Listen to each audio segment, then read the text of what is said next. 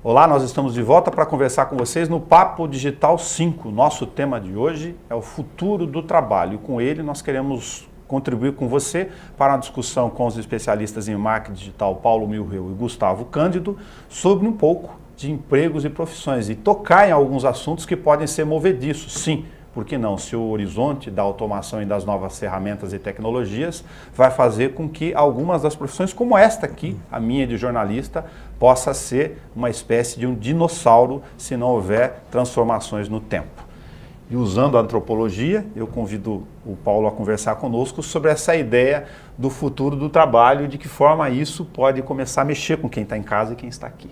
É importante a gente compreender que muitas vezes quando a gente fala da nossa profissão, daquilo que eu tenho feito há 5 anos, 10 anos, 20 anos, pode ser algo que eu não queira ouvir falar muito, que eu fique um pouco reativo, porque eu não posso entender que isso comigo não vai acontecer. Na minha profissão isso não vai acontecer. Sem melindre. E as pessoas acabam não fazendo uma autoanálise e também uma análise do mercado, do contexto aí do presente, não mais do futuro, de que tudo pode mudar. Há mais de, talvez, 20 anos, se ouve falar que talvez as pessoas viverão uma vida toda, não só com uma única profissão, como tradicionalmente sempre foi. Eu passei a ter uma profissão, um tipo de trabalho, me aposentei com esse mesmo tipo de trabalho. E isso já começa a acontecer hoje. As pessoas, em determinado momento da vida, elas encerram uma carreira e iniciam uma nova carreira e não há problema nenhum nisso. E eu preciso estar com a mentalidade atenta, bem conectado com a realidade, para estar preparado para isso. Gustavo, o Paulo coloca um ponto de partida, a gente vai ter vários aqui, que é uma mudança, inclusive, da concepção dos nossos ciclos de educação. E que a ideia é de que não só que o aprendizado é algo constante e permanente, inclusive para a tal da inatividade, como a forma como a gente se relaciona com isso hoje. Com certeza. Para até usar mencionar o seu dinossauro no começo da fala, o meteoro ele está chegando. Nós somos dinossauros que a gente consegue olhar para o céu e falar assim, olha, acho que o meteoro está chegando, está aumentando o tamanho dele. Ele está ali, ele sabe, a gente vai acontecer, vai acontecer. E está acontecendo, a gente está vendo em várias profissões. Pegando o que o Paulo falou, nos Estados Unidos, uma pesquisa recente mostra que uma pessoa troca de emprego 11 vezes durante a vida. É uma média. Uma pessoa troca de emprego 11 vezes durante a vida. Para os jovens, esse índice vai cair para a cada 2 anos trocar de um emprego. Então, um emprego que dure 2 anos. Então, essa ideia de que você vai ter uma carreira, que você vai estudar, vai fazer todo aquele ciclo que a gente está acostumado, vai se formar, vai, enfim, ter uma profissão e vai seguir nessa profissão pelo resto da sua vida, vai vislumbrar uma aposentadoria lá na frente, ela é uma ideia limitada, já acabou, esse modelo ele acabou. Esse modelo acabou. Na nossa época, por assim dizer, a gente ouvia muito isso, né? Você precisa ter essa profissão e você precisa trabalhar nela e você vai se aposentar, ou você precisa fazer um concurso, porque ali você tem uma garantia de um emprego e tal. Isso vai acabar, isso já está acabando. Então, o que vai ser necessário nos próximos? O que já é necessário? É você pensar nesse processo de educação no qual você aprenda alguma coisa, mas não se limite a ela, porque você vai precisar estudar por todos os anos, por todos os outros anos da sua vida. E vai trabalhar até uma idade X. A ideia de aposentadoria também é uma ideia que a gente já pode começar a parar de pensar nela. Às vezes o governo, vou trocar, vou fazer uma reforma da Previdência e agora aposenta com isso ou com aquilo. Eu não trabalho com a ideia de aposentadoria. Tem uma série de transformações, lógico, envolvidas com o que a gente está falando. Esse ponto da educação é importante porque acaba essa formatação rígida de ciclo de estudar 4 anos, depois eu faço uma pós-graduação de 2 anos e tá bom já, acabou. Não, eu vou estudar ano a ano, todo dia, todo ano, sempre. Porque eu tenho que me atualizar, porque agora o crescimento não é mais linear, ele é exponencial. E esse aspecto é importante quando a gente fala na educação. Saiu uma pesquisa ano passado, na Austrália, dizendo que mais de 60% daquilo que está sendo ensinado na universidade serão profissões que não existirão mais. Então, como é que eu imagino entrar hoje numa universidade, numa profissão que talvez quando eu sair daqui a 4, 5 ou 6 anos, essa profissão talvez não exista mais ou ela está em uma decadência? Significa que não adianta eu pensar só nessa profissão. Ou em transformação. Pensei a questão de mediação ou exatamente. Ou em transformação. Ela está em transformação. Ela desaparece ou ela transforma? Ela transforma. E aí, para a gente entrar numa das profissões que a gente debateu antes de começar o programa, que é o jornalismo, por exemplo. Perfeito. Para entrar nessa. Citando o que o Paulo falou, você começa a faculdade, 4 anos depois, o mercado, não só o mercado, todas as tecnologias e a forma como a gente se comunica mudou. Isso está acontecendo a cada ano, não é? Aconteceu nas últimas turmas, quer dizer, totalmente diferente da maneira da época que a gente estudou, mas isso acontece e a gente não percebe, pelo menos eu não percebo, nos profissionais que eu conheço, nos estudantes que eu conheço, que eu conheci nos últimos anos, essa movimentação acontecendo. Né? Essa percepção de que você está estudando hoje, essa disciplina, mas o mercado está se movimentando muito mais rápido do que o sistema educacional como um todo. Então você vai precisar se reciclar e isso vai depender de você, vai ser por sua conta. Então já vou botar um dedinho na ferida aqui, mas como contribuição sempre, que é o nosso papel público, inclusive dos estagiários de comunicação que estão no laboratório, um dos principais do interior, na área de comunicação social, nome do nosso antigo curso, né, Gustavo? Aqui na Unesp de Bauru, que é um belo laboratório dos cursos de jornalismo, que tomam a decisão recentíssima de concentrar a ideia da formação numa palavra-chave que se chama jornalismo e não mais em comunicação social, que seria teoricamente a área mais abrangente com possibilidades de modificação. Os jovens graduandos estão preocupados exatamente, não é com a simbologia dessa exclusão, mas é com o significado dela na prática.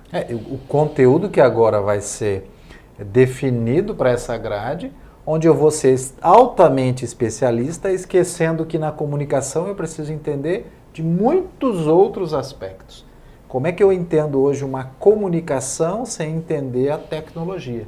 Como é que eu entendo uma comunicação sem compreender um ambiente digital? Como é que eu vou falar de um conteúdo jornalístico sem compreender o comportamento dessas pessoas consumindo, vamos usar o termo consumo, desse conteúdo?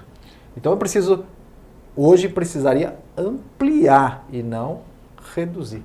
Multimídia com estratégia de comunicação para entender essa lógica toda de como chega, como se consome e como se constrói o conteúdo. Com certeza. É curioso, né? Porque comunicação social dá essa ideia de... Aberta. Aberta e amplo, e é o que a gente está vendo acontecer hoje. Quer dizer que são profissionais de jornalismo, alguns já se encaixaram em vários lugares do mercado que não são veículos de comunicação, mas são empresas que produzem conteúdo. E é curioso porque vem esse debate, todo mundo produz conteúdo, existe hoje uma concorrência porque cada um vai e produz um negócio. Sim, se está todo mundo produzindo, o jornalista é o cara formado para ser o que produz com a melhor qualidade do que todos eles. E não está restrito a um veículo de comunicação. Então, na verdade, a comunicação social, ela por força, eu acho que os profissionais da área vão entender isso. Por uma força do mercado, ele vai perceber que o jornalismo é um pedaço da comunicação social e que existe toda uma área que está em crescimento por conta também da tecnologia, do avanço da tecnologia, mas principalmente da mudança da forma de consumo da informação, que pode ser um lugar para ele trabalhar. Tá? Para ajudar só para quem não milita no meio, né, pensando no outro público aqui nosso aqui para um dado específico, que a gente separa, por exemplo, tem várias linguagens para definir isso, o chamado garimpeiro da notícia, aquele jornalista que entra numa redação de TV, jornal, seja que for o mesmo de uma empresa institucional de governo ou da indústria, do comércio, que produz assessoria de imprensa e produz especificamente notícias, checa, levanta e produz estratégia com esse profissional multimídia desses outros consumos. Né? É outro tipo de profissional. É outro tipo. E olha, vamos começar a ampliar para outras áreas também, Boa. Que necessariamente não tem uma formação acadêmica, mas elas estão representadas aí num grande mercado. Por exemplo, intermediários, seguros e imóveis. São duas áreas que necessariamente você não tem uma formação acadêmica, há um grande volume de corretores de imóveis, um grande volume de corretores de seguros, né? E eles são intermediários. Quando você tem hoje uma comunicação muito mais direta, próxima e com a capacidade de ganhar escala quando você usa a tecnologia. Qual o papel dessas duas profissões e qual o aprendizado que elas precisam ter e como é que essa indústria precisa se reinventar? E quando a gente vai para as profissões, então, que são, de alguma forma, têm formação acadêmica, são muito mais regulamentadas a ponto de criarem uma proteção para o seu mercado. Reserva de mercado mesmo? Uma proteção legal, e isso é um desafio também que vai ser rompido, porque o mercado vai acabar rompendo isso. Então vamos falar de advogados e contadores, estamos falando de mais de 1 milhão de advogados no Brasil, e estamos falando de mais ou menos 500 mil contadores, em áreas que estão se automatizando.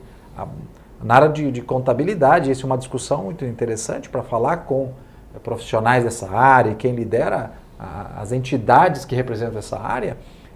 Cada vez mais a contabilidade passa a ser o registro de informações dentro de plataformas do próprio governo. Auditoria fiscal.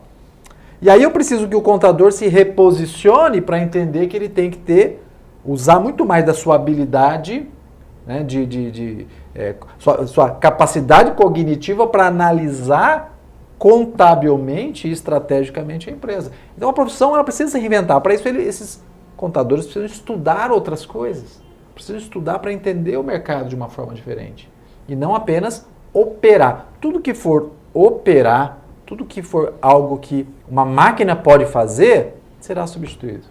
Colocar esse comentário do Paulo, Gustavo, para você comentar já inserindo uma contribuição aqui de um seminário que eu participei, de um executivo da área, de uma das maiores empresas que circula na questão do mercado financeiro, de cobranças e controles judiciais, do grupo Mandalite em Bauru, o Renato Mandalite, que num curso específico com graduados de Direito de São Paulo, aqui, a questão era exatamente essa da angústia dos profissionais. Ele tinha cerca de 1.200 profissionais há menos de 2 anos, 1 ano e meio, e isso caiu para cerca de 380, hoje com um dado por causa da robotização do sistema. As petições, controle de prazos, emissão de causas repetitivas de cobranças, que são em escala gigantesca, se faz hoje tudo com a máquina. Tudo que puder ser automatizado, como o Paulo falou, será automatizado, né? A gente tem uma estimativa assim, que hoje 71% de atividades são realizadas por humanos, 29% por máquinas, por sistemas. E que esse número até 2022, então a gente está falando de 3 anos, daqui 3, 4 anos, a proporção será de 58% realizado por humanos, 42%, eu estou ruim de conta aqui, mas 42. Vou fazer minha cola, 42% por máquinas. Quer dizer, na medida, toda função que puder ser sistematizada, automatizada, ela será. E o funcionário que está fazendo essa função vai ter que ser deslocado, vai ter que aprender novas habilidades e a profissão dele vai mudar ou vai acabar. Né? E a gente tem que entender isso como uma vantagem. Né? Num primeiro momento pode parecer uma ameaça. Em um dos programas que a gente fez aqui no passado, eu citei o exemplo que eu gosto, que é da história do automóvel e da carroça e tal. Quer dizer, eu tinha um cocheiro que conduzia uma carruagem. Inventaram um automóvel no final do século XIX, começou a ficar popular no começo do século XX. Então teve um período aí de 10, 15 anos para que esse processo acontecesse. Mas os cocheiros que aprenderam a pilotar o carro viraram motoristas de automóvel. Os cocheiros que não aprenderam perderam emprego. Essa reflexão é altamente importante. E eu preciso me autoavaliar hoje. Qual é a minha atividade profissional? Será que ela vai existir nos próximos anos? E há uma frase do cara que eu acompanho, que eu gosto bastante, que é um Augusto de Franco, que ele diz assim, no material que eu li dele, ele dizia assim, a reflexão será que o que você está fazendo hoje não é já uma atividade de uma máquina? E hoje, quando a máquina vier, e a máquina seria robô, inteligência artificial, ela não vem apenas assumir aquilo que já é dela. E você, como ser humano que estava agindo como máquina, precisa parar de agir como máquina. E é o caso do Mandalite. E olha só que interessante, uma empresa gigantesca na área jurídica, né, também recuperadora de crédito, ela entendeu que o avanço dela no mercado, a evolução dela como empresa, a permanência dela como empresa passava pelas questões também de tecnologia, e ela criou um braço, uma empresa de tecnologia, Perfeito. voltada para a inteligência artificial na área jurídica, que ajudou ela a crescer e se tornou, inclusive, referência no Brasil. Agora, só um fora do detalhe Brasil. dessa experiência que eu fui no seminário lá. O supervisor desses sistemas, que é um advogado operador de direito, que é muito menos mão de obra, escolhido a dedo, é aquele que tem capacidade de fazer leitura de gráficos, de sistemas, de Quer coisa para dizer, aperfeiçoar a máquina e o sistema e o conteúdo. Exatamente. Muito melhor pago. É curioso como... Por quê? Porque existe um trabalho intelectual. Perfeito. E para isso também ele precisa talvez de uma formação, mas de um complemento da educação que ele teve ali para aprender a se adaptar a toda essa tecnologia. Mas olha como é interessante, né? Se nesse primeiro momento parece uma ameaça, eu vou deixar de fazer tal função, mas a partir você se comportando como máquina, é o que você falou. E a partir do momento em que eu deixo de me comportar como máquina, eu vou usar as minhas habilidades intelectuais, eu vou usar meu cérebro. Quer dizer, eu vou precisar, o futuro ele caminha para um momento... eu vejo de uma forma muito mais interessante para o ser humano. Eu vou usar mais a minha capacidade de análise de informação, de criação de ideias, de trabalhar com ideias, de trabalhar com conceitos, de trabalhar com estratégia, e não vou fazer uma função operacional. Eu não vou apertar botão, eu vou pensar. Eu vou criar alguma coisa. Quero ser futurólogo aqui, mas aí eu não posso esquecer de Darwin, que o ser humano é tão criativo e se reinventa que ele vai arrumar uma saída e nós não estaremos aqui para pegar ela, para criar outras habilidades que hoje sequer ele acessa eventualmente. Com certeza. Eu citei a questão de passagem aqui da inteligência artificial para a gente saber, na questão do futuro do trabalho, que isso não se restringe, então, na opinião de vocês, à questão dos circuitos operacionais e de sistemas que a gente está falando, de substituição da mão de obra hoje típica operacional para a mão de obra de máquina ou de robotização, que você envolve outras habilidades que a máquina já consegue fazer, de leitura de dados e transformações. Imagina algumas habilidades natas do ser humano, que ele pouco utiliza, que ele pouco se habilita, que é o relacionamento com outras pessoas. A liderança através desse relacionamento, o exemplo, o próprio processo de educação utilizando a tecnologia, onde o ser humano também é parte-chave desse processo, devido à questão da comunicação.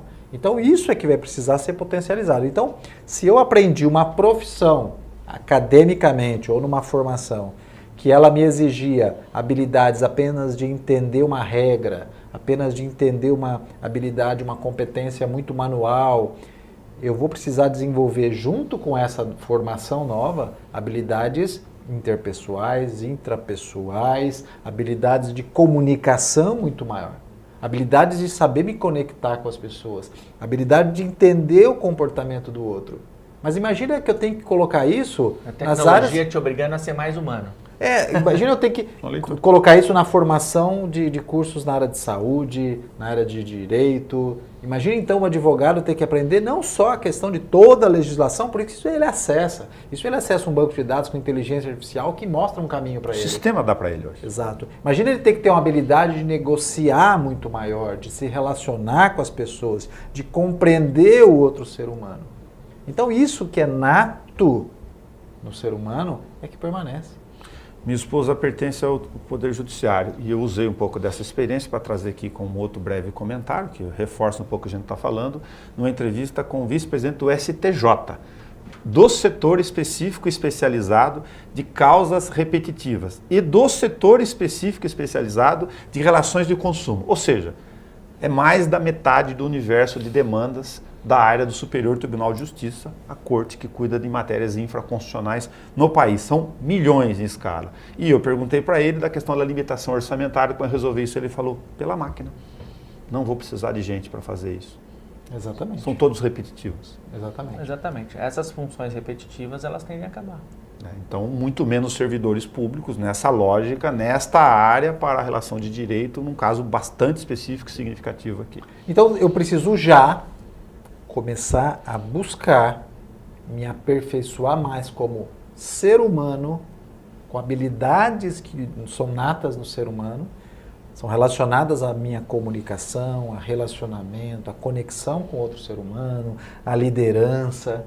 Num mundo cada vez mais de crescimento exponencial, rápido demais, onde as pessoas não estão percebendo que daqui a pouco passou. Esse é o desafio, né? Esse é o desafio. Eu preciso parar um pouco de ficar vivendo no passado, falando assim, bom mesmo, era anos atrás, 20 anos atrás, quando as... Não é, mas acontece que não é mais assim. O mundo que nós temos é o hoje, eu preciso me conectar a esse hoje. A questão não é uma opção, não é uma opção. Né? Não adianta você... eu sigo, eu tinha... No passado eu não gosto de tecnologia, eu não me dou com essas ferramentas, o que é muito comum. Não adianta tentar defender isso. É como se a gente usar a medicina de exemplo, quando surge uma técnica nova, comprovada, aprovada, que os outros profissionais da área estão utilizando, você não pode simplesmente falar assim, não, eu não uso essa máquina, eu não uso este aparelho, eu não faço esse tipo de exame. Tá, você pode ter essa opção de não fazer, mas todo o mercado vai fazer. A gente chega a um ponto... Você vai perder pacientes, você vai perder clientes. Chega um ponto num braço que está falando do futuro do trabalho, mas que no campo específico das profissões, que daria um outro programa, a própria relação com o poder da tecnologia, dessas ferramentas todas, vai romper barreiras de reservas de mercado hoje, como exemplo da medicina, que você citou aí. Necessariamente vai, porque senão o mercado dessa própria indústria que foi formada para isso acaba. Né? Então, se eu tenho uma automação que não infringe nenhuma regulamentação da área jurídica e essa automação faz o trabalho de 100, 200, 1000 advogados, o que vai acontecer com essa indústria que vai ter que repensar como ela funciona e as regras que foram estabelecidas? Vai ter que necessariamente se adaptar a essa realidade. Não tem como fugir disso. A mesma coisa para o mercado de seguro, né? Tem a seguradora e o corretor. Se eu consigo vender o seguro, entregar o seguro num modelo diferente, eu já citei mais de uma vez aqui, mas, por exemplo, já chega no Brasil um modelo onde eu tenho o seguro por minuto e não mais o seguro 100% do tempo. Eu ativo no meu celular o seguro no momento que eu preciso. No momento que eu não preciso, o meu carro está guardado em casa, eu desativo ele. Ponto. Simplesmente eu posso ter um seguro mais barato, mais pessoas vão ter seguro, porque não é a totalidade que tem, mas eu posso vender esse seguro através de um chatbot, que é uma inteligência artificial automatizada, que pergunta as coisas básicas que um ser humano perguntaria como uma máquina. Qual o ano do seu carro? Qual o modelo do seu carro? Por que eu preciso de um ser humano para perguntar algumas coisas desse tipo? Que eu respondo num formulário. Vou fazer um seguro do seu carro, preencha esse formulário. Por que eu preciso de um ser humano para isso? Nesse aspecto específico. Eu preciso de um ser humano para me relacionar no momento que houve um sinistro, o carro bateu, a pessoa está nervosa. E aí eu tenho um ser humano que vai fazer esse atendimento para isso. Ok. Porque aí você tem a compaixão, você tem a identificação, o relacionamento. Mas naquele momento que eu contrato e eu passo dados, e esses dados é que definem o valor do meu seguro. Por que eu preciso de um ser humano nesse processo? Talvez hoje sim, mas amanhã menos. Um dado em mutação presente, latente aqui dessa antecipação e das relações atropelando a realidade ou a falta de voltar para o futuro, né, de olhar para frente, acaba de acontecer aqui na casa, como simbologia de acontecimento, um atrito que aconteceu em outras cidades pela regulamentação do Uber. E conversando com o prefeito, numa área do lado, paralela, e eu questionei sobre a mudança dos lotes, que são de centenas de linhas aqui, relacionadas ao transporte coletivo. Ele falou, porque se as empresas de transporte coletivo não mudarem, não é o táxi que vai brigar com ele, é o Uber.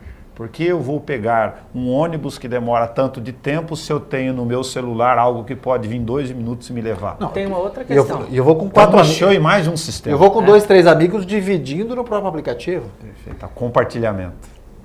Em São Paulo existe, obviamente em outras cidades, mas em São Paulo já está. Eu tive na semana passada lá em São Paulo, absurdo o número de bicicletas amarelas, a Yellow, que estão nas ruas, nas calçadas, ali paradas, esperando para que o seu usuário chegue com o seu telefone, destrave a trava e use a sua bicicleta para ir onde quiser. A hora que ele chegar no destino, ele coloca a bicicleta ali, põe a trava e tchau. Não precisa colocá-la num lugar, não precisa estacioná-la de um jeito, não. Bicicletas e patinetes eletrônicos. Ou seja, a população está aderindo a esse modelo. É claro que nos lugares onde tem ciclovia fica muito mais fácil, onde a via ajuda. Mas a partir do momento em que a população adere ao modelo, como é que fica o modelo anterior?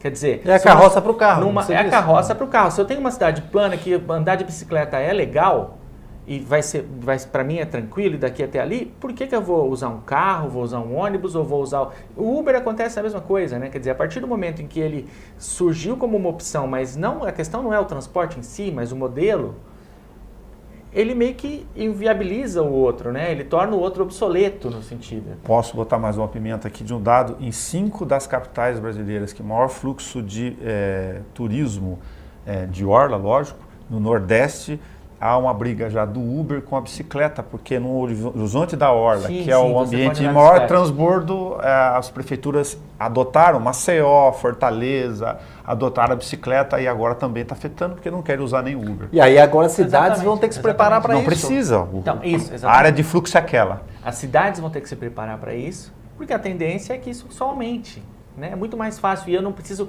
comprar uma bicicleta. Que aí a gente já entra naquela outra questão de consumo, né? Talvez seja outro programa. Não preciso mais... Eu não preciso comprar o carro, não preciso comprar a bicicleta. Eu só vou usufruir quando eu precisar.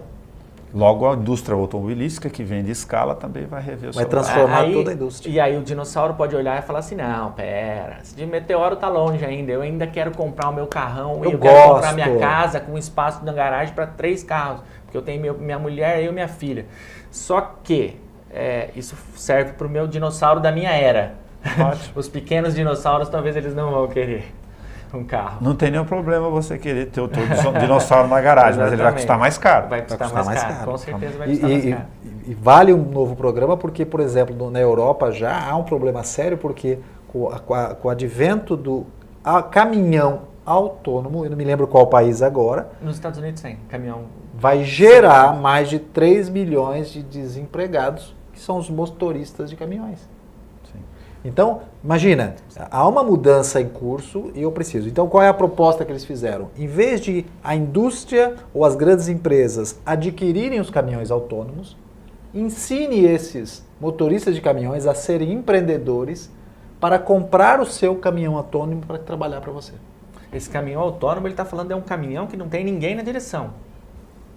É um caminhão que vai sozinho, quer dizer, o motorista ele pode não estar ali, óbvio ele está por segurança, né, ele tem que estacionar o caminhão no final, descarregar e tal. Mas é isso, o motorista deixar de ser só um motorista, mas ser um administrador da sua pequena empresa de transporte composta por um caminhão autônomo. Se você colocar isso em logística de transporte, o Brasil que discute a questão dos modais, do ferroviário, maior escala, peso em relação ao rodoviário, por exemplo, é outra transformação em curso. Outra transformação. Nós temos aqui, então, no nosso Papo Digital 5, um desafio para provocar quem está em casa, para também acomodá-los eles na tentativa de interagir conosco. A gente entra no futuro do trabalho para colocar uma série de interrogações e não de medos na cabeça das pessoas, mas para abrir horizonte de discussões, pensando, talvez, na frente para os atraí-los para a nossa troca de informações em emprego e profissões. Sem dúvida nenhuma. Tá? Mais à frente. A gente falou sobre e-commerce no outro, aliás, todos os programas que você assiste aqui do Papo Digital estão disponíveis na plataforma digital, senão você não consome on demand, a hora que você quer e no momento em que você quiser, disponíveis na íntegra. Nós falamos no outro, eu lembrei aqui de uma figura de linguagem talvez, mas do mascote digital, né? Do mascate digital antigo. Grandes empresas de magazines ainda usam alpargatas, uma série delas aqui, mesmo de venda de materiais de limpeza, a ideia de grandes frotas com vendedores dirigidos por distritos e regiões, que percorrem longos... Os intermediários. Vai precisar desse presencial?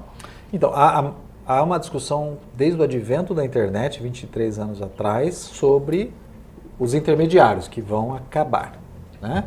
E você vê que ainda não acabaram. Muitos já acabaram, outros não. Mas aí é uma questão muito pontual. Como nós falamos no Papo Digital sobre comércio eletrônico, nós temos um comércio eletrônico de 5, 6% de todo o varejo. Então ele é pequeno. Quando ele começar a crescer e representar aí 30%, 40%, aí começa a haver uma mudança muito mais drástica.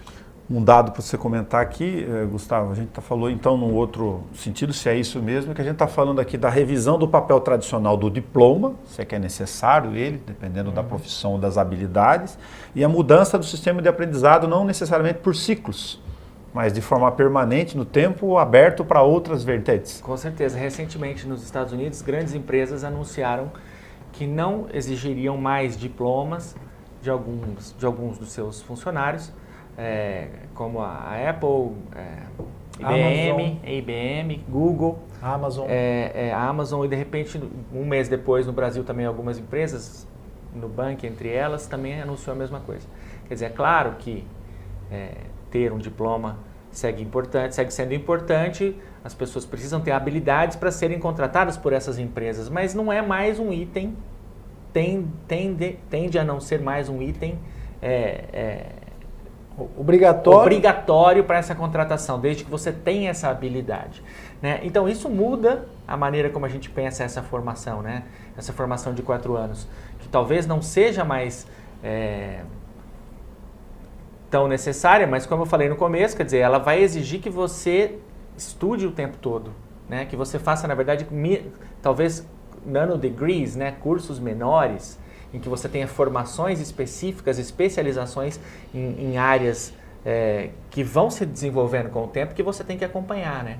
Eu vou chamar aqui para falar no ar de programas específicos de entrevista, para depois a gente aproveitar os coordenadores de cursos do Senai, do Senac, aqui de Bauru, que tem cursos específicos de curta e média duração com questões de tecnologia mais direcionados ao mercado, para sentir deles como é que está essa discussão lá. Porque na cadeia, a Eles indústria estão da fazendo a educação mesma vai mudar. coisa. Exatamente. Nessa cadeia, as universidades, cursos técnicos vão ter que mudar e se adaptar. Porque essa questão de obrigatoriedade, que saiu a pesquisa no Brasil e nos Estados Unidos, quer dizer o seguinte: então eu não preciso fazer a faculdade? Não, talvez um título só não seja suficiente, talvez você tenha que ter 2 ou 3, talvez você tenha que ter feito jornalismo e administração, jornalismo e finanças. Então talvez... é melhor ter várias especializações coladas. Ou antropologia, ou antropologia, história, filosofia. Não necessariamente jornalismo. Não necessariamente jornalismo, ou mesmo o que a gente para seguir também o que a gente está falando, a tecnologia talvez pedindo que você seja mais humano, porque você não vai precisar fazer um trabalho de máquina, você vai precisar fazer um trabalho com seres humanos.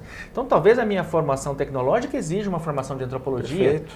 de sociologia, Então, deixa eu ajudar nesse de psicologia, porque ajudar nesse raciocínio. A gente não está falando com a extinção necessariamente da profissão. No caso do jornalismo aqui, é evidente, até pelo que nós estamos fazendo, que vai precisar ter essa interlocução de conteúdos e fazer. As questões são as estratégias e as ferramentas. Você tem que ter uma série de outras habilidades. Exatamente. Então vai se exigir muito mais. Sim, os profissionais terão que ser profissionais mais completos. O mercado já falou hoje em soft skills. Muito bom.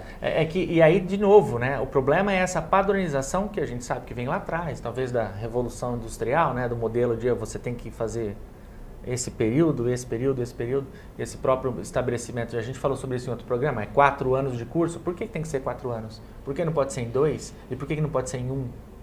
A revolução tecnológica já está posta, então, se a gente puder usar a ideia da revolução industrial lá atrás. O meteoro não está longe, ele já está na nossa cara. Ele está, é a 4ª revolução industrial, né, como diz o Fórum Econômico Mundial, né? A gente está vivendo uma 4ª revolução industrial.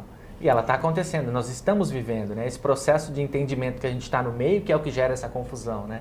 Porque nós somos intermediários, nós estamos num mundo, a gente vem de um mundo que não era assim, a gente está no meio desse processo de transformação.